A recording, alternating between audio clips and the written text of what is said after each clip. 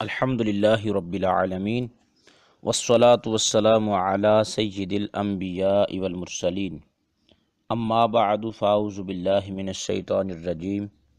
بسم اللہ الرحمن الرحیم۔ بہار شریعت 7واں حصہ، مسئلہ نمبر 30۔ شافعیہ عورت سے مراد وہ عورت ہے جو کہ فقہی مسائل کے اندر امام شافعی رحمۃ اللہ تعالیٰ علیہ کی پیروی کرنے والی ہے، ان کے مسائل پر عمل کرتی ہے۔ شافعیہ عورت بالغہ کمواری نے حنفی سے نکاح کیا، یعنی حنفی مرد سے نکاح کیا۔ حنفی کون کہلاتا ہے؟ کہ وہ جو کہ فقہی مسائل کے اندر سیدنا امام اعظم رضی اللہ تعالیٰ عنہ ان کے مسائل پر عمل کرتا ہے اور ان کی پیروی کرتا ہے۔ تو اب اس نکاح کا کیا حکم ہے؟ صاحب بہار شریعت فرماتے ہیں، اور اس کا باپ راضی نہیں، یعنی شافعیہ عورت نے حنفی مرد سے نکاح کیا اور اس کا باپ راضی نہیں تو نکاح صحیح ہو گیا۔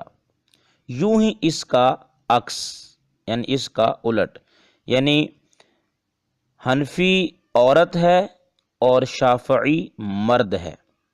اس صورت کے اندر بھی اگر نکاح کیا گیا تو اس صورت کے اندر بھی نکاح جو ہے وہ صحیح ہو جائے گا۔ مسئلہ نمبر 31۔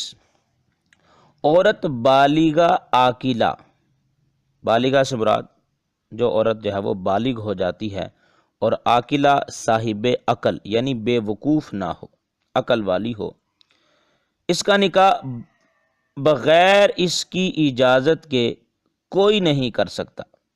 نہ اس کا باپ نہ بادشاہ اسلام، کمواری ہو یا سیب سے مراد یعنی وہ جس کی پہلے شادی ہو چکی ہو۔ یوں ہی مرد بالغ آزاد اور مکاتب و مکاتبہ کی اصطلاح، مکاتب کی تعریف پیچھے گزر چکی ہے، دوبارہ ایک بار اس کی تعریف جو ہے وہ بیان کر دی جاتی ہے۔ مکاتب اس غلام کو کہا جاتا ہے کہ جس کے آقا نے اسے یہ کہا ہو کہ تم اتنا مال مجھے کما کر لا دو اور اس کے بعد تم آزاد ہو جاؤ گے۔ اسی طرح مکاتبہ اس عورت، اس لونڈی، اس باندی کو کہا جاتا ہے جس کو اس کے آقا نے یہ کہا ہو کہ تم اتنا مال مجھے لا کر دو، اس کے بعد تم آزاد ہو۔ تو ان کے بارے میں فرمایا کہ ان کا عقد نکاح بلا ان کی مرضی، یعنی بغیر ان کی مرضی کے کوئی نہیں کر سکتا۔ مسئلہ نمبر 32۔ کمواری عورت سے اس کے ولی یا ولی کے وکیل یا قاصد نے، یعنی جو پیغام پہنچانے کے لیے مقرر کیا گیا ہے، اس نے اذن مانگا، یعنی اجازت مانگی، یا ولی نے بلا اجازت لیے، بغیر اجازت لیے نکاح کر دیا۔ یہ دو صورتیں بیان کی ہیں کہ ولی نے یا ولی کے وکیل نے یا قاصد نے اجازت مانگی، یا پھر دوسری صورت یہ ہے کہ ولی نے بغیر اجازت کے نکاح کر دیا۔ تو اب اس صورت میں کیا حکم ہے؟ اب آگے بیان فرماتے ہیں کہ اب اس کے قاصد نے، پیغام پہنچانے والے نے، یا کسی فضولی عادل نے خبر دی۔ فضولی کسے کہا جاتا ہے؟ فضولی اس کو کہا جاتا ہے کہ ایسا بندہ جو کسی دوسرے بندے کے حق میں بغیر اس کی اجازت کے تصرف کر دے، اسے فضولی کہا جاتا ہے۔ فضولی عادل سے مراد سچا اور امین، امانت دار۔ کسی فضولی عادل نے خبر دی، عورت کو خبر دی کہ تمہارا جو ہے وہ نکاح کر دیا گیا ہے، اور عورت نے سکوت کیا، خاموشی اختیار کی، یا ہنسی یا مسکرائی یا بغیر آواز کے روئی، تو ان سب صورتوں میں اذن سمجھا جائے گا کہ پہلی صورت میں نکاح کر دینے کی اجازت ہے اور دوسری میں نکاح کیا ہوا منظور ہے۔ یعنی پہلی صورت جو یہ بیان کی تھی کہ ولی نے یا ولی کے وکیل نے یا قاصد نے اذن مانگا، اس صورت کے اندر جو ہے وہ عورت ہنسی یا مسکرائی یا جو بھی صورتحال یعنی بغیر آواز کے روئی، تو اس صورت میں گویا کہ وہ اس کے یہ افعال کرنا، ہنسنا، مسکرانا یا بغیر آواز کے رونا، یہ اس عورت کی طرف سے نکاح کر دینے کی اجازت ہے۔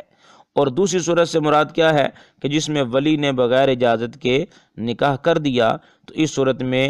اس کا ہنسنا یا مسکرانا یا بغیر آواز کے رونا یہ نکاح کے قبول کر لینے پر دلالت کرتا ہے۔ آگے بیان فرماتے ہیں، اور اگر اذن طلب کرتے وقت یعنی اجازت طلب کرتے وقت یا جس وقت نکاح ہو جانے کی خبر دی گئی اس نے سن کر کچھ جواب نہ دیا بلکہ کسی اور سے کلام کرنا شروع کیا مگر نکاح کو رد نہ کیا، یعنی یہ نہیں کہا کہ میں اس کو قبول نہیں کرتی، تو یہ بھی اذن ہے، اجازت ہے۔ اور اگر چپ رہنا اس وجہ سے ہوا کہ اسے کھانسی یا چھینک آ گئی تو یہ رضا نہیں، اس کے بعد رد کر سکتی ہے۔ یوں ہی اگر کسی نے اس کا منہ بند کر دیا کہ بول نہ سکی تو رضا نہیں۔ اور ہنسنا اگر بطور استہزاء کے ہو، بطور مزاح کے ہو، مذاق اڑانے کے لیے ہنستی ہے یا مزاح کرنے کے لیے ہنستی ہے، یا رونا آواز سے ہو تو اذن نہیں، اجازت نہیں۔ یعنی پیچھے جو صورت بیان کی تھی کہ عورت سے جب اجازت لی گئی یا عورت کو یہ بتایا گیا کہ تمہارا نکاح کر دیا گیا ہے، اس صورت کے اندر یہ مسئلہ بیان کیا گیا تھا کہ اگر وہ ہنسی یا مسکرائی یا بغیر آواز کے روئی تو اس صورت کے اندر جو ہے وہ اس کی طرف سے یہ اجازت ہی ہے۔ لیکن آگے ایک دوسرا مسئلہ بھی بیان کیا کہ اس کا ہنسنا اگر مزاح کے طور پر ہو، یعنی پیچھے تو یہ تھا کہ ہنسی، یہ ہنسنا خوشی کی وجہ سے تھا،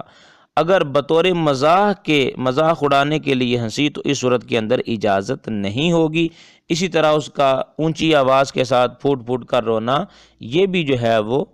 اس کی طرف سے اجازت نہیں ہوگی۔ مسئلہ نمبر 33، ایک درجہ کے دو ولی نے بیک وقت یعنی ایک ہی وقت میں دو شخصوں سے نکاح کر دیا۔ اب ایک درجہ کے دو ولی، مثال کے طور پر کسی کے دو سگے بھائی تھے، اب یہ دونوں ہی جو ہیں ایک ہی درجہ کے ولی ہیں، تو اب ان دونوں نے بیک وقت ایک ہی وقت میں علیحدہ علیحدہ دو شخصوں سے نکاح کر دیا اور دونوں کی خبر ایک ساتھ پہنچی، عورت نے سکوت کیا یعنی خاموشی اختیار کی، تو دونوں موقوف ہیں، یعنی دونوں نکاح جو ہیں ابھی منعقد نہیں ہوں گے، قابل قبول نہیں سمجھے جائیں گے، ابھی ان پر کوئی بھی حکم نہیں لگے گا کہ کون سا نکاح قبول ہے اور کون سا نکاح قبول نہیں ہے۔ آگے صاحب بارشید فرماتے ہیں، اپنے قول یا فعل سے جس ایک کو جائز کرے جائز ہے اور دوسرا باطل، یعنی جس شخص کے ساتھ جو اس کا نکاح کیا گیا وہ کہتی ہے کہ میں اس شخص کے ساتھ اب جو میرا نکاح کیا گیا اس کو قبول کرتی ہوں، تو وہ نکاح منعقد ہو جائے گا اور دوسرا ختم ہو جائے گا۔ آگے دوسری صورت بیان کی، اور دونوں کو جائز کیا تو دونوں باطل، دونوں نکاحوں کے بارے میں کہتی ہے دونوں قبول ہے، تو اس صورت کے اندر کوئی بھی منعقد جو ہے وہ نہیں ہوگا۔ اور دونوں نے اذن مانگا اور عورت نے سکوت کیا تو جو پہلے نکاح کر دے گا وہ ہوگا، جس شخص کے ساتھ پہلے جو بھائی جو ہے وہ نکاح کر دے گا اسی کے ساتھ نکاح جو ہے وہ منعقد ہو جائے گا اور وہ نکاح قابل قبول ہوگا۔ مسئلہ نمبر 34، ولی نے نکاح کر دیا، عورت کو خبر پہنچی، اس نے سکوت کیا، خاموشی اختیار کی، مگر اس وقت شوہر مر چکا تھا تو یہ اذن نہیں، یعنی یہ اجازت نہیں ہے۔ اور اگر شوہر کے مر جانے کے بعد کہتی ہے، یعنی عورت یہ کہتی ہے کہ میرے اذن سے، میری اجازت سے میرے باپ نے اس سے نکاح کیا، اور شوہر کے ورثاء انکار کریں تو عورت کا قول مانا جائے گا، لہذا وارث ہوگی اور عدت واجب۔ یعنی عورت جب اس سے عورت کو یہ خبر پہنچی کہ میرا نکاح جو ہے وہ اسے کر دیا گیا ہے، اب اس وقت شوہر جو ہے وہ مر چکا تھا، لیکن جب شوہر کے مرنے کی خبر عورت کو پہنچی تو اب عورت یہ کہتی ہے کہ اس مرد کے ساتھ میرے باپ نے میری اجازت سے نکاح کیا تھا، لیکن شوہر کے ورثاء نہیں مانتے، تو اس صورت کے اندر جو ہے وہ شوہر کے ورثاء کی بات مانی جائے گی یا پھر جو ہے وہ عورت کی بات مانی جائے گی؟ تو صاحب بارشیت بیان فرماتے ہیں کہ یہاں پر جو ہے وہ اس صورت کے اندر عورت کا قول مانا جائے گا، لہٰذا وہ عورت اس مرد کی وارث بنے گی، اسے وراثت میں سے حصہ دیا جائے گا، اور اس عورت پر جو ہے وہ شوہر کے فوت ہو جانے والی عدت بھی واجب ہو جائے گی۔ اور اگر عورت نے یہ بیان کیا کہ میرے اذن کے بغیر نکاح ہوا، مگر جب نکاح کی خبر پہنچی میں نے نکاح کو جائز کیا، تو اب ورثاء کا قول معتبر ہے، اب نہ مہر پائے گی اور نہ میراث۔ یعنی اگر عورت یہ کہتی ہے کہ نکاح تو میری اجازت کے بغیر ہی ہوا ہے، لیکن جب مجھے نکاح کی خبر پہنچی تھی تو میں نے نکاح کو جائز کر دیا تھا، قبول کر لیا تھا، تو اب اس صورت کے اندر ورثاء جو انکار کر رہے ہیں تو اب انہی کی بات مانی جائے گی، عورت کا قول نہیں مانا جائے گا۔ اسی صورت میں اب عورت کو نہ مہر ملے گا، نہ ہی اس کو وراثت میں سے حصہ ملے گا۔ رہا یہ کہ عدت گزارے گی یا نہیں، تو اگر واقع میں سچی ہے تو عدت گزارے، وگرنہ نہیں۔ یعنی اگر واقع ہی اس نے نکاح کو جائز قرار دے دیا تھا تو اب وہ گویا کہ اسی کا شوہر فوت ہوا ہے، تو اب اس صورت کے اندر وہ عدت جو ہے وہ گزارے۔ اور اگر اس نے جھوٹ بولا تھا صرف میراث حاصل کرنے کے لیے یا مہر حاصل کرنے کے لیے، تو اس صورت کے اندر جو ہے وہ عدت نہیں گزارے گی، مگر نکاح کرنا چاہے تو عدت تک روکی جائے گی۔ کہ دوسرا نکاح کرنا چاہتی ہے، آگے کسی اور سے نکاح کرنا چاہتی ہے، تو اب جب تک عدت پوری نہیں ہوگی اسے نکاح نہیں کرنے دیا جائے گا، کہ جب اس نے اپنا نکاح ہونا بیان کیا تو اب بغیر عدت کیوں کر نکاح کرے گی؟ یعنی بغیر عدت کے اب کیسے نکاح ہو سکتا ہے؟ جب وہ کہہ رہی تھی کہ میرا نکاح جو ہے وہ میں نے اس کی اجازت دے دی تھی، میرا نکاح گویا کہ بعد میں نے جائز کر دیا تھا، تو اب اس صورت کے اندر جو ہے وہ آگے نکاح کرے گی تو اس سے پہلے عدت گزارنا لازم ہوگا۔ مسئلہ نمبر 35، عورت سے اذن یعنی اجازت لینے گئے، اس نے کہا کسی اور سے ہوتا تو بہتر تھا، تو یہ انکار ہے، اور اگر نکاح کے بعد خبر دی گئی اور عورت نے وہی لفظ کہے تو قبول سمجھا جائے گا۔ مسئلہ نمبر 36، ولی اس عورت سے خود اپنا نکاح کرنا چاہتا ہے اور اجازت لینے گیا کہ میں اپنے ساتھ تمہارا نکاح کرنا چاہتا ہوں، مجھے اس کی اجازت دے دو، اس نے سکوت کیا تو یہ رضا ہے، یعنی گویا کہ وہ راضی ہے۔ اور اگر نکاح اپنے سے کر لیا، اب خبر دی اور سکوت کیا، تو یہ رد ہے، رضا نہیں۔ یعنی دو صورتیں بیان کی ہیں یہاں پر، کہ ایک تو یہ ہے کہ نکاح کرنے سے پہلے ولی نے وہ عورت جس کا وہ سرپرست بھی ہے لیکن اس کے ساتھ اس کا نکاح بھی جائز ہے، تو اب اس صورت کے اندر نکاح سے پہلے اگر اجازت لی اور عورت خاموش ہو گئی تو اس صورت کے اندر گویا کہ عورت کی طرف سے اجازت ہے، وہ اس کے ساتھ نکاح کرنے پر راضی ہے۔ لیکن اگر بغیر اس کی اجازت کے اپنے آپ سے نکاح کر لیا اور نکاح کرنے کے بعد اب عورت کے پاس خبر پہنچی، عورت کو خبر دی گئی، اب اگر وہ خاموش ہو جاتی ہے تو اس صورت کے اندر یہ اس کا فعل اس نکاح کے قبول نہ کرنے پر دلالت کرتا ہے، اس صورت کے اندر نکاح جو ہے وہ منعقد نہیں ہوگا۔ مسئلہ نمبر 37، کسی خاص کی نسبت عورت سے اذن مانگا۔ کسی خاص کی نسبت سے مراد کیا ہے؟ کسی خاص مرد کے بارے میں عورت سے اجازت مانگی، کیا میں اس سے تمہارا نکاح کر دوں؟ اس نے انکار کر دیا، مگر ولی نے اسی سے نکاح کر دیا، اب خبر پہنچی اور ساکت رہی یعنی خاموش رہی،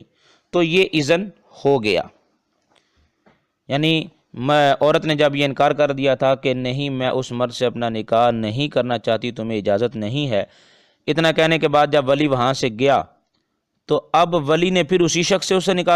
کا نکاح کر دیا۔ اب عورت کو جب یہ خبر پہنچی تو عورت نے انکار نہیں کیا اور یہ نہیں کہا کہ میں نے تو منع کیا تھا، میں اس سے نکاح نہیں کرنا چاہتی تھی۔ اب اس نے جب یہ بات سنی کہ میرا نکاح کر دیا گیا ہے تو وہ خاموش ہو گئی، تو اب اس کا یہ خاموش ہو جانا گویا کہ اس کی طرف سے یہ اجازت ہے۔ اور اگر کہا کہ میں تو پہلے ہی سے اس سے نکاح نہیں چاہتی ہوں تو یہ رد ہے، یعنی اس کا یہ کہنا کہ میں پہلے ہی سے اس سے نکاح نہیں چاہتی ہوں تو یہ گویا کہ وہ نکاح کو قبول نہیں کر رہی، نکاح کو ختم کرنا چاہتی ہے۔ اور اگر جس وقت خبر پہنچی انکار کیا، یعنی میں اسے نکاح نہیں کرنا چاہتی، پھر بعد کو رضا ظاہر کی، یعنی بعد میں راضی ہوگی کہ چلو ٹھیک ہے میرا اسے نکاح ہو گیا، میں راضی ہوں، تو اب یہ والا نکاح جائز نہ ہوا۔ مسئلہ نمبر 38، اذن لینے میں یہ بھی ضروری ہے کہ جس سے نکاح کرنے کا ارادہ ہو اس کا نام اس طرح لیا جائے کہ جس کو وہ عورت جان سکے، یعنی اچھی طرح مکمل واضح طور پر جو ہے وہ اس مرد کا نکاح عورت کے سامنے بیان کیا جائے۔ اگر یوں کہا کہ ایک مرد سے تیرا نکاح کر دوں، یا یوں کہ فلاں قوم کے ایک شخص سے نکاح کر دوں، تو یوں اذن نہیں ہو سکتا، کیونکہ یہ والا طریقہ جو ہے یہ مجہول ہے، اس کے اندر مرد کی اچھی طرح پہچان نہیں ہوگی، پتہ ہی نہیں چلے گا کہ کون سا مرد ہے، کس سے نکاح جو ہے وہ کیا جا رہا ہے، تو اس صورت کے اندر اجازت نہیں ہوگی۔ اور اگر یوں کہا فلاں یا فلاں سے تیرا نکاح کر دوں اور عورت نے سکوت کیا، خاموشی اختیار کی، تو یہ اذن ہو گیا۔ ان دونوں میں جس ایک سے چاہے کر دے، یعنی کہا کہ فلاں بندہ ہے اور فلاں بندہ ہے، ان سے تیرا نکاح کر دوں، یا فلاں سے کر دوں یا فلاں سے کر دوں، دو بندوں کا نام ذکر کیا، اس صورت کے اندر عورت نے خاموشی اختیار کی تو یہ اس کی طرف سے اجازت ہے۔ ان دونوں مردوں میں سے جس ایک سے بھی اس کا نکاح جو ہے وہ چاہے کر دے تو نکاح منعقد جو ہے وہ ہو جائے گا۔ یا یوں کہا کہ پڑوس والوں میں سے کسی سے نکاح کر دوں، یا یوں کہا کہ چچا زاد بھائیوں میں کسی سے نکاح کر دوں اور سکوت کیا، اور ان دونوں صورتوں میں ان سب کو جانتی بھی ہو تو اذن ہو گیا۔ یعنی اس نے یہ کہا کہ پڑوس والوں جو ہمارے پڑوسی ہیں ان میں سے کسی سے نکاح کر دوں، تو اب جو اس کے پڑوسی ہیں، پڑوس والے ہیں، ان میں کے جو مرد ہیں جن سے اس کی شادی ہو سکتی ہے ان کو یہ جانتی ہے۔ یا چچا زاد بھائیوں کا ذکر کیا کہ چچا زاد بھائیوں میں سے کسی ایک سے نکاح کر دوں، اور یہ چچا زاد بھائیوں کو جانتی ہے۔ اب اس صورت کے اندر اگر یہ خاموش رہی، کچھ جواب نہ دیا، تو یہ گویا کہ اس کی طرف سے اجازت ہے۔ اس صورت کے اندر اگر وہ کسی سے نکاح کر دے گا تو نکاح جائز ہو جائے گا۔ ان میں جس ایک سے کرے گا ہو جائے گا، اور سب کو جانتی نہ ہو تو اذن نہیں ہے، یعنی پڑوس والوں میں سے سب کو نہیں جانتی، یا چچا زاد بھائیوں میں سے سب کو نہیں جانتی، تو اس صورت کے اندر اس کا خاموش رہنا یہ گویا کہ اس کی طرف سے اجازت اس صورت کے اندر نہیں ہوگی۔ مسئلہ نمبر 39، عورت نے اذن عام دے دیا۔ اب اذن عام سے کیا مراد ہے، اس کی وضاحت صاحب بارشیت خود ہی بیان فرماتے ہیں۔ مثلا ولی نے کہا کہ بہت سے لوگوں نے پیغام بھیجا ہے، بہت سے لوگ تمہارے ساتھ نکاح کرنا چاہتے ہیں۔ عورت نے کہا جو تو کرے مجھے منظور ہے، یا جس سے تو چاہے نکاح کر دے، تو یہ اذن عام ہے، یعنی عام اجازت ہے کہ جو مرضی کرو۔ اب اس صورت کے اندر جس سے چاہے نکاح کر دے، نکاح منعقد جو ہے وہ ہو جائے گا، مگر اس صورت میں بھی اگر کسی خاص شخص کی نسبت، یعنی کسی خاص مرد کے بارے میں عورت پیشتر انکار کر چکی ہے، یعنی پہلے انکار کر چکی ہے، اذن عام جو اس نے ولی کو دیا ہے کہ تم جو کرو مجھے منظور ہے، تم جو بھی کرو گے میں اس کو قبول کر لوں گی، اس سے پہلے جو ہے وہ ایک خاص مرد کے بارے میں وہ انکار کر چکی ہے کہ نہیں اس سے میں نکاح جو ہے وہ نہیں کروں گی، اس سے نکاح نہیں کر سکتی، تو اب یہ والا جو اس کا اذن عام ہے اس صورت کے اندر اس کے بارے میں اذن نہ سمجھا جائے گا، یعنی اگرچہ یہ اذن عام ہے مگر اس ایک مرد کو جس بارے میں عورت جو ہے وہ پہلے انکار کر چکی ہے کہ میں اس سے نکاح نہیں کروں گی، اس ایک مرد کو نکال کر بقیہ مردوں کے بارے میں جو ہے وہ اس کے لیے اذن عام سمجھا جائے گا، وہ مرد اس میں شامل نہیں ہوگا۔ مسئلہ نمبر 40، اذن لینے میں مہر کا ذکر شرط نہیں، یعنی عورت کے سامنے جب عورت کے پاس جا کر نکاح کی اجازت لینی ہے کہ فلاں سے تمہارا نکاح کر دیا جائے، تو اب اس کے اندر یہ ضروری نہیں ہے کہ یہ بھی ذکر کیا جائے کہ اتنے مہر کے بدلے تمہارا نکاح کیا جائے گا، یہ شرط نہیں۔ اور بعض مشائخ نے شرط بتایا، یعنی بعض نے یہ کہا ہے کہ جب اجازت لینے جائیں گے تو اس وقت مہر کا ذکر جو ہے وہ ضرور طور پر کرنا ہے،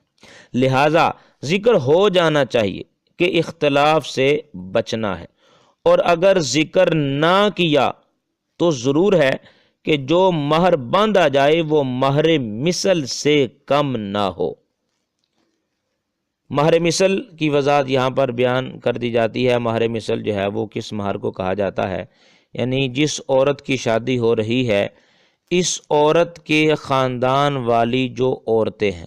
اور یہ بات یہاں پر دھیان میں رکھیے گا کہ عورت کا جو خاندان ہے یہ اس کے باپ کی طرف سے شمار کیا جائے گا، ماں کی طرف سے خاندان عورت کا شمار نہیں کیا جاتا۔ عورت کا اصل جو خاندان ہے یہ اس کے باپ والا خاندان ہے۔ تو عورت کے خاندان کی عورتوں سے مراد کون سی عورتیں ہیں؟ اس عورت کی جو پھوپھی ہے۔ تو اب عام طور پر اس عورت کے خاندان والی عورتوں کا جو نکاح کرتے وقت مہر مقرر کیا جاتا ہے، عام طور پر یعنی اتنا مہر ضرور لیا جاتا ہے، تو یہ والا جو مہر ہے یہ مہر مثل کہلاتا ہے۔ تو اب یہاں پر یہ مسئلہ بیان کیا کہ اگر ذکر نہ کیا، یعنی عورت سے جب نکاح کی اجازت لینے گئے تو اس کے سامنے جو ہے وہ مہر کا ذکر نہیں کیا، لیکن صاحب بارش سے فرماتے ہیں اتنی بات یہ ضروری ہے کہ جو مہر باندھا جائے، جو مہر مقرر کیا جائے، جتنے مہر پر شادی ہوگی وہ مہر مثل سے کم نہ ہو،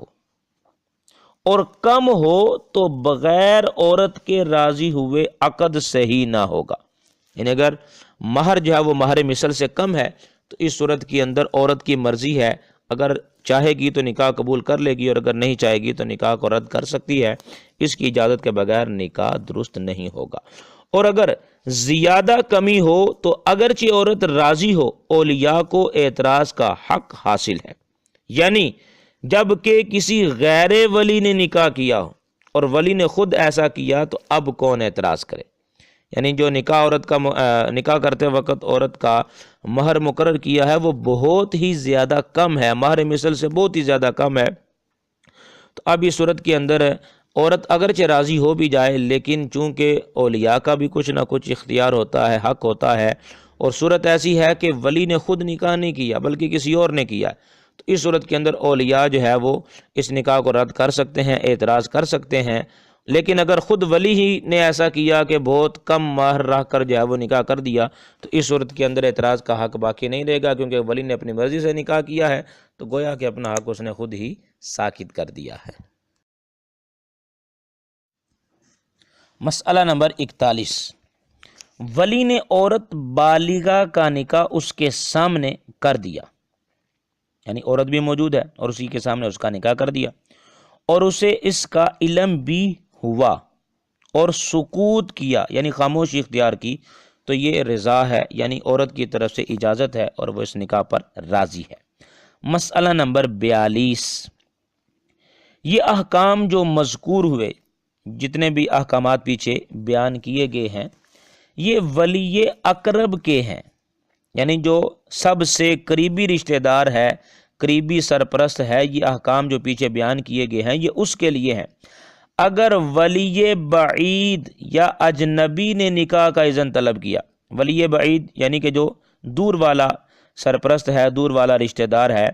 وہ یا پھر اجنبی شخص وہ نکاح کی اجازت مانگتا ہے، تو سکوت اذن نہیں، یعنی اس صورت کے اندر کہ ایک ایسا رشتہ دار جو دور کا رشتہ دار ہے، قریبی نہیں ہے، ولی اقرب نہیں ہے، یا پھر ایسا شخص جو کہ اجنبی ہے، وہ اگر اجازت مانگتا ہے اور عورت خاموشی اختیار کرتی ہے، کوئی جواب نہیں دیتی، تو اس صورت کے اندر عورت کا خاموش رہنا یہ اس کی طرف سے اجازت نہیں، بلکہ اگر عورت کمواری ہے تو صراحتاً اذن کے الفاظ کہے، یعنی صراحتاً سے مراد کیا ہے؟ بالکل واضح طور پر اپنی زبان سے بول کر جو ہے وہ اجازت کے الفاظ کہے، یا کوئی ایسا فعل کرے جو قول کے حکم میں ہو، یعنی